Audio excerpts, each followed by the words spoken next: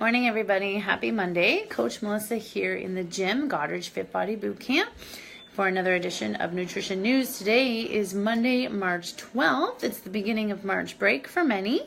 March Madness continues in here in the gym. We are open for all regular schedules, and we're going to chat a little bit today, for a few minutes anyway, about non-scale victories, things worth celebrating that have nothing to do with the number on the scale. Before we do, though, we have a lot of other things worth celebrating that I just want to go over today. We had a big party on Saturday night here in Goddard down at the golf course, and we celebrated the end of all three of our challenges we've had going on since January. We had a 6-week challenge going on in our Goddard Fit Body Forever program. We had an 8-week challenge going on here at Goddard Fit Body Boot Camp, our 8-week transformation challenge. And we had an 8-week challenge going on over at the bar called the Fit in 56 challenge. So we wrapped all that up on the weekend, celebrated everybody's successes, celebrated several milestones, and had a lot of fun. So I just want to give a shout out to everyone who attended, everyone who participated and was unable to attend, and especially to our overall winners, who I'm going to name right now.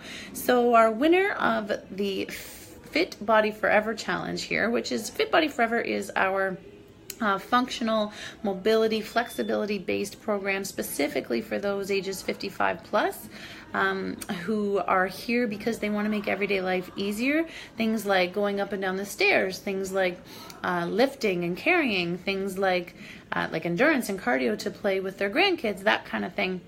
They had a 6-week challenge that involved workouts for 6 weeks and a nutrition program, a meal plan, recipes, finding new and different things to eat and in different combinations, maybe even at different times of the day. We had a lot of success, and our overall winner was Susan Barnett from Goddard.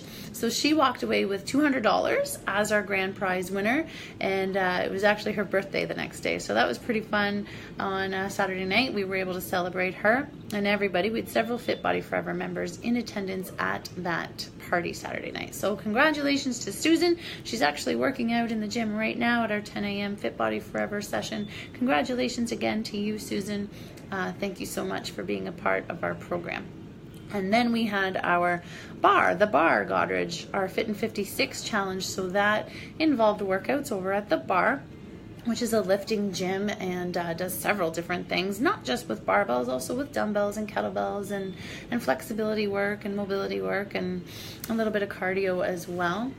And the overall winner of that challenge, which also included nutrition programming, they had a meal plan, recipes for 6 weeks, and then they had 2 weeks of specific macros to end that challenge out. Overall winner there was Marcia Benegar. So congratulations, Marcia.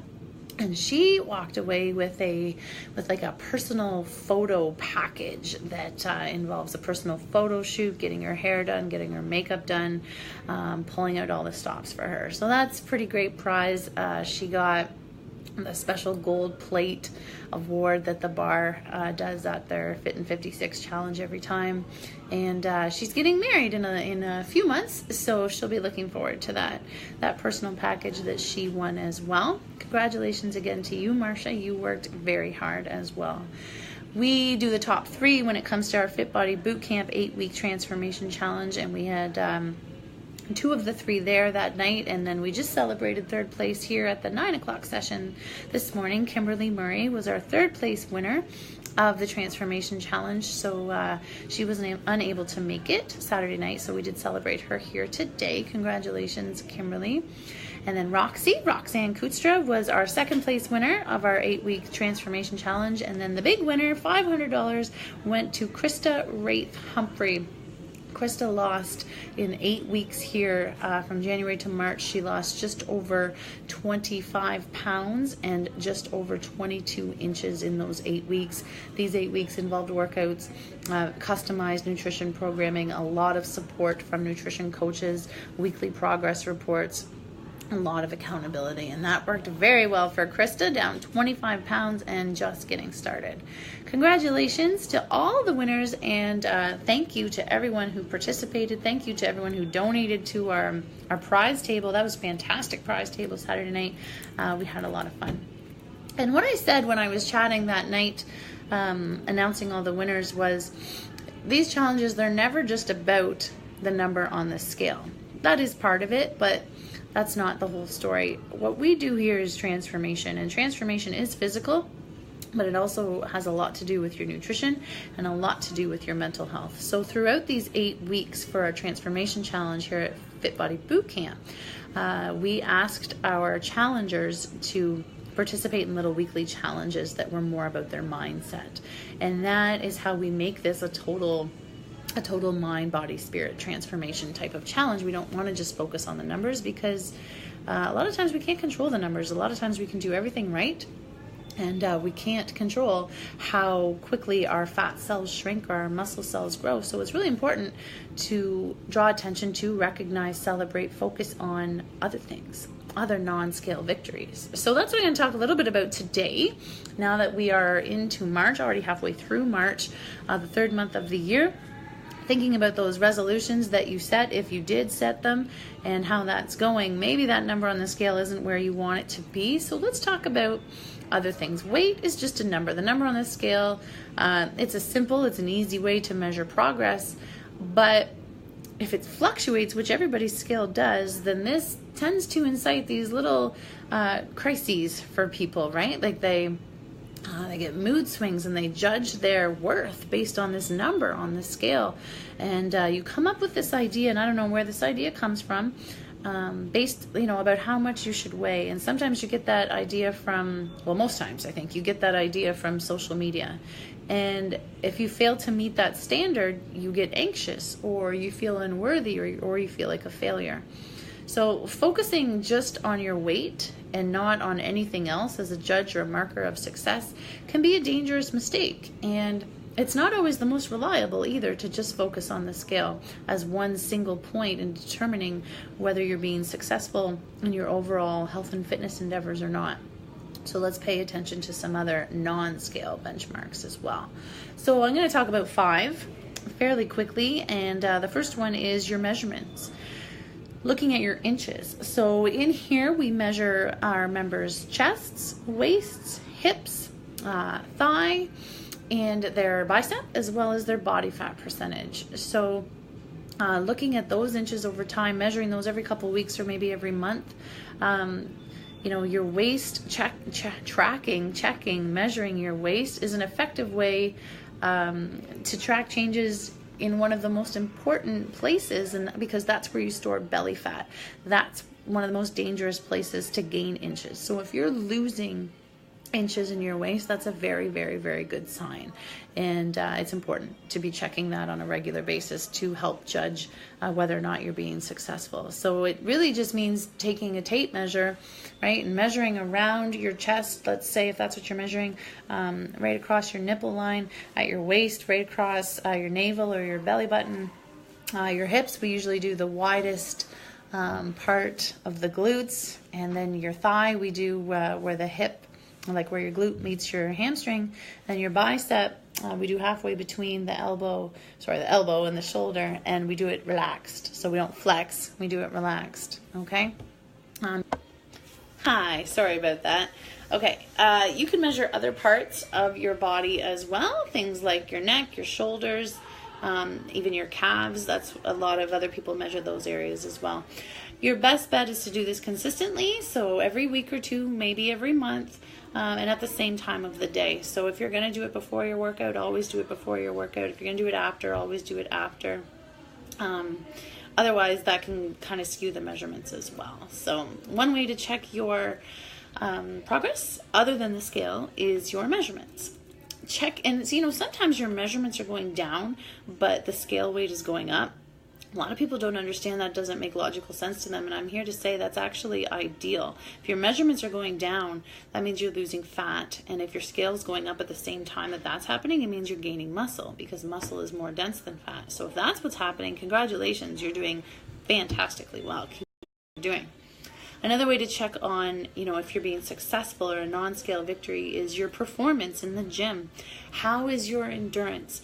Are you able to lift heavier than you were when you first began? Are you able to keep up, throughout the workout? Do you feel like, you're being challenged? Do you feel like you're you're busting through some performance plateaus. Those are important judges of success as well. So a lot of people keep a food diary.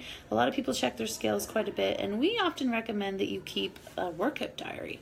So if you are lifting, like let's say you're doing, over at the bar, you're doing squat or you're doing bench, tracking what you are lifting over time, and hopefully that number is going up. If you're in, more of a HIIT training facility like here at Goddard Fit Body Bootcamp, we use dumbbells as well. So even, if you're doing bicep curls or you're doing overhead presses with dumbbells or just whatever the case may be, what weights are you using, and are they challenging you, or does it feel like like you can do it with your eyes closed and not even think about it? Maybe it's time to up your weights, and that's a great marker of success. You're getting stronger.